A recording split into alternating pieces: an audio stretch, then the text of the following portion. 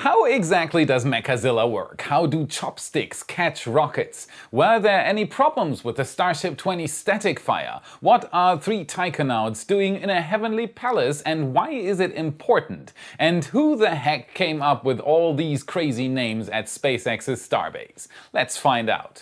What about it? Go for launch. We're go for launch. Let's light this candle.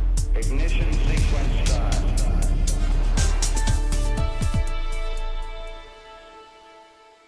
My name is Felix and I am your host for today's episode of What About It? And as always, there's been a lot going on in the space industry lately, so let's dive right in. Starship updates. First I was sick with the flu and then I was gone on a trip to the island of Mallorca, and it feels overwhelming to see what's happened in just 14 days since the last episode.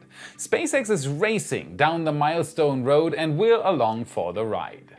And the highlight for Starship and Starbase in the last week definitely was the progress on Mechazilla, SpaceX's Starship and Super Heavy catch-up. These pictures were taken by Starship Gazer, one of the most active contributors at Starbase and for the spaceflight community. Links to his Twitter and YouTube channel can be found in the description, go check him out. And what you're looking at here is the assembly stand used by SpaceX workers to put together 3 main parts that have been worked on for a while now. 2 chopsticks and 1 carriage sled. And all 3 together are what's going to be the main catch mechanism for Starships and Super Heavy boosters down the line. First, SpaceX workers positioned the carriage frame onto the assembly stand, and then on October 10th they lifted one of 2 chopsticks into place. Most of the names like chopsticks or Mechazilla come from Elon Musk himself, so they have the meme lord's touch and sound a bit funny. That doesn't mean though that this project is not dead serious. SpaceX intends to catch the largest rocket ever built out of mid-air with these chopsticks when it comes back down for a landing. All this is done to reduce weight and get rid of unnecessary parts on the rocket itself. In theory, a Starship or Super Heavy booster does not need legs for a landing if Mechazilla works as intended. On the Moon and on Mars that's a different story, but here on our home planet it will give SpaceX even more payload capability and a less complex rocket to work with. Just what you need if you're constructing a rocket. My friend over from SpaceX 3D creation Eccentric has released the best and most of the time only animation out there. It shows when exactly and what exactly happened so far. On October 6th, SpaceX workers placed the carriage system, which will slide along the tower, pulled by the drawworks system on the tower, on the assembly stand. On October 10th, then, SpaceX proceeded in placing the first chopstick into position.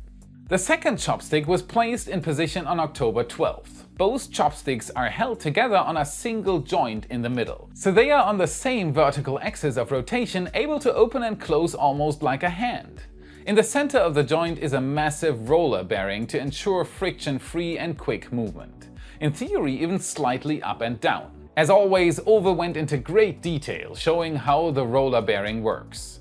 Of course, SpaceX is mainly using parts that already existed before, but what they are supposed to do now and how they are assembled is completely new. No one has ever tried to catch such a large rocket, and no one has ever tried it with a launch tower. It's hard to grasp the size from these pictures. These chopsticks are 35 meters or 105 feet long. A mid-sized US school bus, for example, is around 10 meters long. So one chopstick is more than 3 times the length of one of these. They also have a special system attached to them, moving bars. They can extend upwards. The use is still speculative, but they could either be used to align the caught rockets, and they could be shock absorbers for when the ships and boosters make contact with the catch mechanism. They will likely also be used for precision stacking, as there's one more mechanism in place supporting this theory. 2 linear drives with ball screws on each of the chopsticks. In combination with the movable bars, they will give SpaceX the ability to precisely place boosters on the launch mount and Starships on top of the boosters. This is key for the extremely fast launch cadence planned by SpaceX. Stacking operations need to be done within hours at most and repeated multiple times per day if 3 launches per day and per pad are to be made reality in the future. And finally, to move the whole assembly up and down for stacking, the assembly will be connected via a hook block to the top of the tower. Massive steel cables will be connected to the whole mechanism. The carriage system will slide along rails already installed on the integration tower with these rollers. Mauricio from RGV Aerial Photography was able to take a stunning picture of those carts that will roll up and down along the tower's sides. 4 guide rolls on each corner and many in the middle to reduce friction as much as possible. This will enable SpaceX to lift boosters and ships up and down, move them left and right with the chopsticks, and accomplish all of it without a crane. To lift the whole assembly up, SpaceX will use an oil rig drawworks system already attached to the tower all the way at the base and on the opposite side. It basically is a very large winch combined with a strong disc brake system. It's a technology taken from oil rigs, where they are used to lift and lower the drill stack. And it's no coincidence that oil rig tech is used. SpaceX is planning to launch Starships from their sea launch platforms in the future. Those essentially are modified oil rigs, which will make integration of the same system used at Starbase much easier on the offshore launch platforms. Massive thanks go out to Ove again for closely working together with Y and making some absolutely unique animations for all of us. Thank you, Ove, you rock. So now that you're up to speed on how exactly Mechazilla will work and at what stage of assembly it currently is, let's take a look at SpaceX's next batch of prototypes, Ship 21 and Booster 5. On Mauricio's latest flyby from October 6th, it could already be seen. SpaceX's progress at Starbase is lightning fast. 4 grid fins in position for installation, yet another booster ready for final assembly. SpaceX is not settling on Booster 4 and Ship 20. They are manufacturing a whole batch of orbital test candidates, and Booster 5 and Ship 21 are next in line and nearing completion already. By now, Booster 5 has received all 4 grid fins inside the high bay and is waiting for the final stack. As said on the last episode, it has a few differences in manufacturing compared to Booster 4. Pre-installed raceways and possibly a header tank inside the booster's main oxygen tank for boost back, re-entry and landing burns. Having received the fins, Booster 5's hull is now only 2 stacks away from completion. The top section reaching down to the common dome needs to be stacked on the mid-section reaching down to the engine section, and the mid-section needs to be stacked onto the engine section. That's it, another week maybe? Ship 21 has seen equally fast progress. Star bricks everywhere. These are the nose cone and the fairing section directly under it for Ship 21.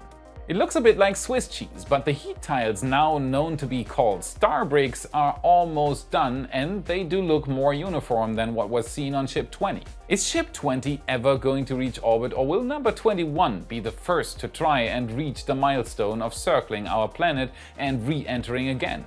As always, tell me in the comments. Next up, we'll talk Starship 20 static fire, NASA wanting to observe a Starship re-entry, Taikonauts being busy on a heavenly palace, and the future of space stations in general, because the ISS is not getting younger, so stay tuned, it's worth it. Progress was made on Ship 20 in preparation for what we've all been waiting for a while now, Raptor Raw in Boca Chica. All seems quiet on RGV Aerial Photography's last picture taken of Ship 20 on suborbital pad B. Too quiet. We've been waiting for a static fire for some time now. Starship Gazer was able to take some uplifting pictures though, if you get what I mean. SpaceX workers have recently installed a vacuum Raptor on the prototype again, no doubt in preparation for the static fire. This returns orbit capability back to Ship 20 once more, and it signals that all the talk about this prototype never doing anything clearly is wrong. The heat shield is ready. Engines are being installed. SpaceX is more ready than ever before to light this candle for the first time. Right now, 1 normal Raptor and 1 vacuum Raptor are installed, so we're still missing 4 engines for a full complement, but that can change quickly. And then it happened. This footage is brand new. If you're watching this episode early, it's less than 24 hours since it happened. Ship 20's first static fire, and it looks like it was just 1 engine.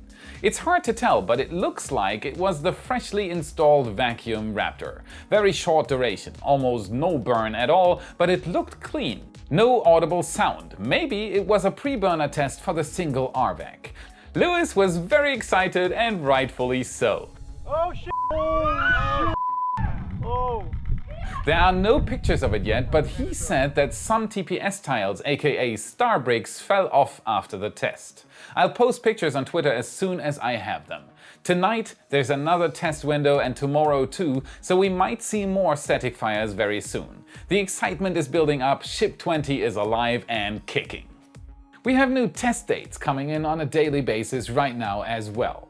More and more road closures are announced, ranging from yesterday, October 18th, to tomorrow, October 20th, as of recording this episode. All in the evening and all perfect for static fires. Last week, SpaceX wanted to do the static fire, but nothing happened. An overpressure notice was already given out to local residents, but then something must not have been completely the way SpaceX wanted it to be.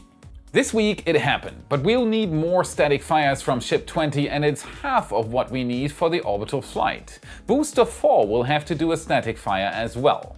Regarding the readiness of the Starship program and SpaceX's internal plans and schedules, NASA has recently announced an exciting project. They want to study a Starship re-entry in March of 2022.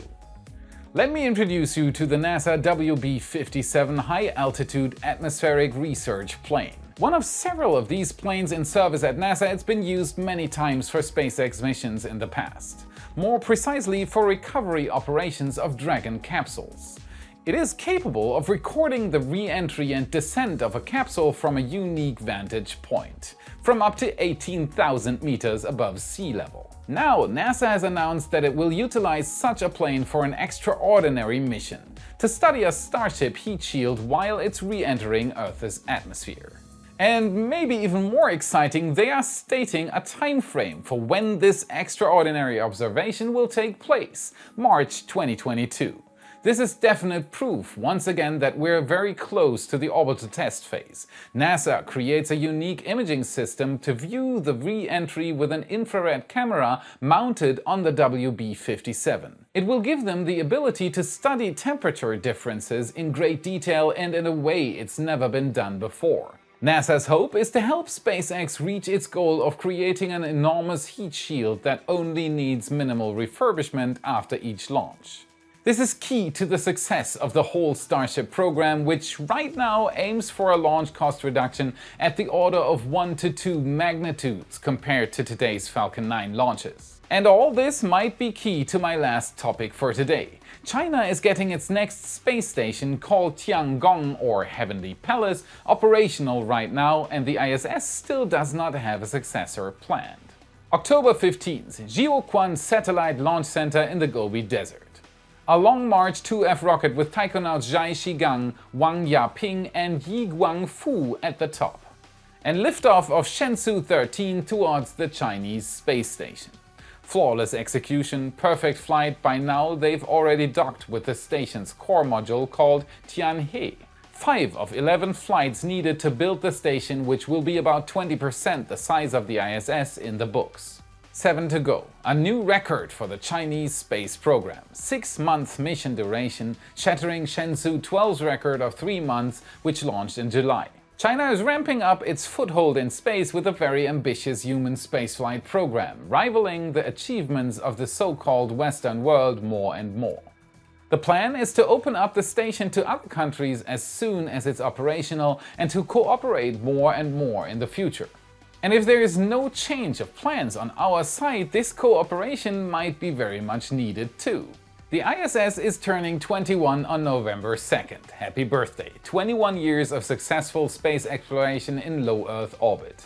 21 years of an incredible story unrivaled by any other space project to date. A collaboration among the United States, Russia, Canada, Japan and the participating nations of the European Space Agency.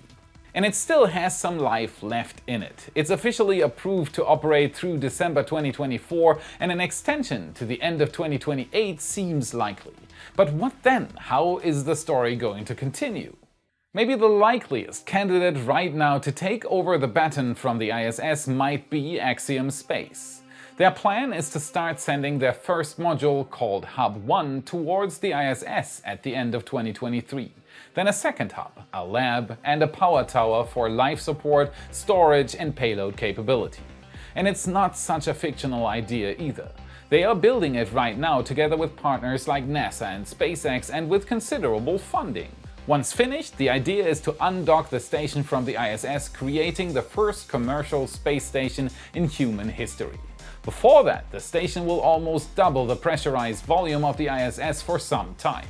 With Bigelow Aerospace and its famous inflatable space modules laying off their entire workforce in March of this year, and Orion Space, a California-based space station startup, not securing funding, time is running out for a new project to take over after the ISS. It's hard to tell what's next after the ISS, but a private approach certainly doesn't sound bad at all after SpaceX's success story. The future of spaceflight might be much more private than currently anticipated, and it's a future promising a bright new life in space. The next few years are shaping out to be the most exciting times we've ever seen when it comes to human spaceflight.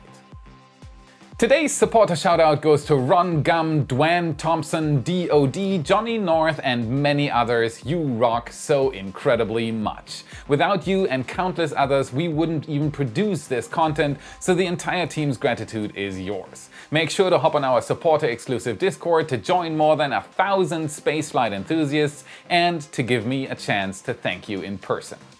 Today's team shoutout goes to Luis Rodriguez for finishing his first months with us and for doing an absolutely stunning job. I hope you enjoyed your vacation week, and we're all looking forward to seeing more of your work in the future. You're our eyes and ears at Starbase. You rock. And the highlight for Starship and Starbase in the last week definitely was makes contacts with the Mechazilla, and the rollers are on the sides and you pull the pin. Yes, on our little planet. The chicken chopstick. Alright, this complex rotted. The Mallorcan sun has burned my brain. It is all rotten and up and down. Great. I like it.